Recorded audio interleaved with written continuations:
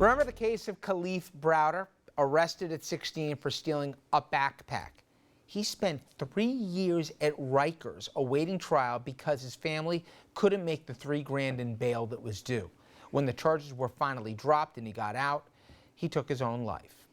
Now, while people who can't afford bail stew in jail, rich, and I'm not saying regular rich, super rich folks, they pay millions to get out and then stay in luxury apartments. That includes these three guys. They're accused of different things, but their cases are similar in a few regards. All accused of white-collar crimes, all posted multi-million-dollar bonds, and all were released.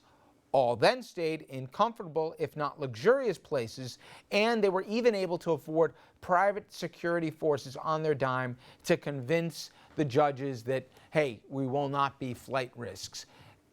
It does scream a perversion of justice. It does, but the law is that if there are conditions that will satisfy the court that the person is going to return, these aren't violent cases, as Mark was saying before, then those conditions should be set and should be met. We're focusing on the wrong end of the spectrum. What's unfair is what gets done to that young fella who couldn't make $3,000 bail. That's what needs to be focused on. So these very wealthy men are saying, listen, what do you need? I will stay confined in my own private, albeit luxurious jail. I will have an ankle bracelet on so you can electronically monitor my whereabouts. There'll be private security guards around. There's no way that I can flee because I can afford to convince you of that. Perversion of justice? Maybe, well, but the perversion is on the other end. Right? Remember the scales of justice? What does she have on? She has a blindfold on because justice is supposed to be blind, Doug. Mm-hmm. Please. Well, listen. Please. A 16-year-old takes a backpack. And that's not an isolated case with the amount of stuff we've talked about here. Happens all the time. Kid can't make the scratch. We had one guy who couldn't come up with a couple $100. Meanwhile, some fill in the blank here is writing six-figure checks on a daily basis to stay out. It's just...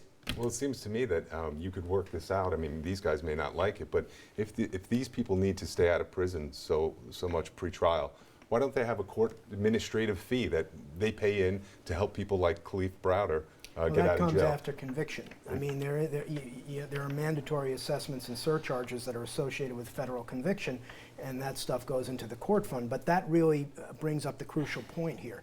You have to remember, and as much as the general public doesn't like to hear this, these are only accusations, and the presumption of innocence applies before trial. By the way, though, Mark, time out. Right. The kid I'm talking about, Browder, but that goes to he Jimmy's did not point. take a guilty plea because he said I didn't do it. It was an accusation for him, too. He got screwed, but that doesn't mean you compound the wrong by punishing the rich person. Is it in an equitable system?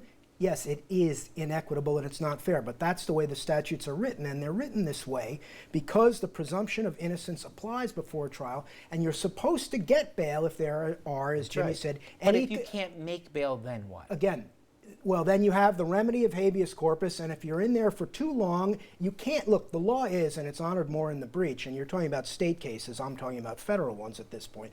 You can't be held just because you can't come up with the bail money. Happens every day. I understand. As I said, it's honored more in the breach, but it's a violation of the Eighth Amendment to hold somebody for an unreasonable length of time because they can't pay the fee. So you take a habeas corpus petition and say it violates the Eighth Amendment. Again, not fair, but you're entitled, there's a presumption in favor of release, pretrial release in the federal system generally, unless it's a drug or a violent case. Just to magnify this, Jimmy, these three are foreign nationals. They're not American citizens, or at least two of the three are. So if there were, by definition, was a flight risk, okay, it would be these guys. I know they got the ankle bracelets. I know they got their own security detail that they're hiring, right? But give me a break. You can argue that everybody is potentially a flight risk when they're looking at jail time because nobody wants to go to jail. Well, it's a matter of degree. For some guys, it's a little bit easier. If they've got some chateau wherever, okay, they got a place to go rather than some 16-year-old, you know, where's he going to go? He's going to go back to the Bronx. Right, but if there are conditions that satisfy any concerns that the person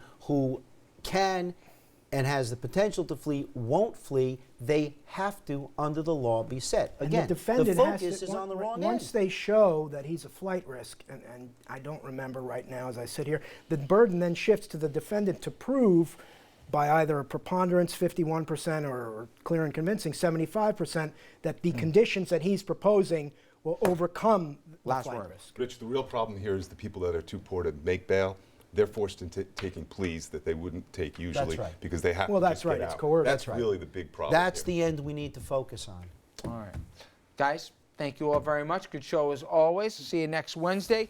When we come back, though, I got some local headlines for you, so please stay with us.